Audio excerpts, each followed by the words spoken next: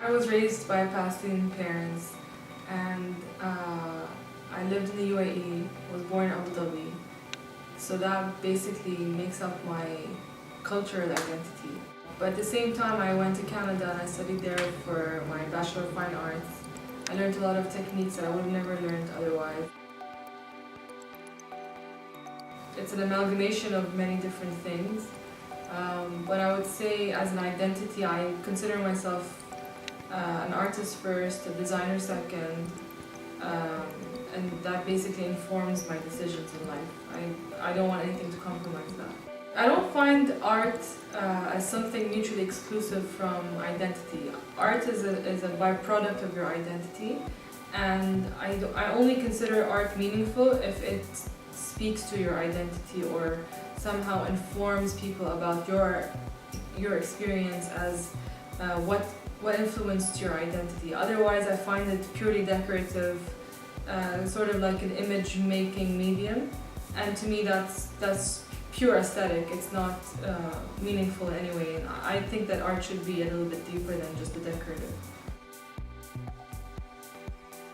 I think that what makes a person interesting is like the conflicting influences and ideologies that coexist in that person. So I do believe that your thoughts and your experiences and your opinions and your work have to be all aligned in a way.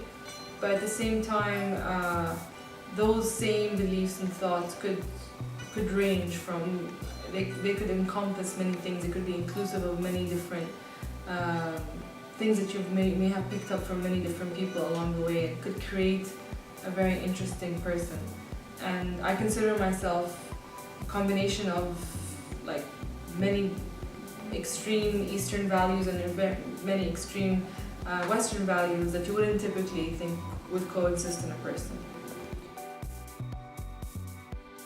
There has to be an overwhelming feeling of either paint layering or image layering or drawings that are layered on top of each other. I'm not much of a minimalist. My work it's an ever-evolving medium. So I've started off as just sort of making images of landscapes and reinterpreting masterpieces of art and making them my own. And then I decided to create my own style, and that composed of figurative groups of women that were featureless and abstracted and just pops of color, and sometimes they were just earth tones. And they told a story, each one was a different story. Either it was a ceremony or a celebration or a mourning. It was just about community and women and standing together. It evolved into self-portraits, and then it evolved into video performance. And currently I'm doing installation art, playing with light effects and projection. So it's an ongoing thing.